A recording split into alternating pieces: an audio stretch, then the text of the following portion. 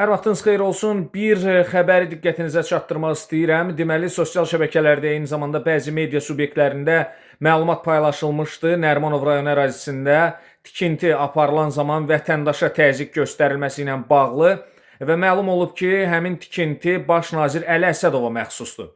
Və bundan başqa baş nazirin biznes fəaliyyətləri ilə bağlı, eyni zamanda onun milyonlarla ölçülən obyektləri ilə bağlı məlumatlar açıqlanıb və belə ki, məlum olub ki, Nar Şərab restoranı, Sapfir Otel, Ocaqbaşı restoranı və Manqal restoranlar şəbəkəsi baş nazir Əli Əsədova məxsusdur. Eyni zamanda bundan başqa da şəhərin bir çox ərazilərində bahalı obyektləri var baş nazirin. Təbii ki, bu normal əmək haqqı ilə əldə oluna biləcək bir obyektlər deyil və bunu hər kəs bilir, adi vətəndaşlar da bilir və onu da xatırlatmaq istəyirəm ki, Prezident İlham Əliyev və birinci vitse-prezident məsələyə müdaxilə eləyib və təzyiq göstərilən vətəndaş da elə prezidentə və birinci vitse-prezidentə təşəkkür edib video vasitəsilə ki, müdaxilə olundu və vətəndaşa göstərilən təzyiqin qarşısı alındı. Hər halda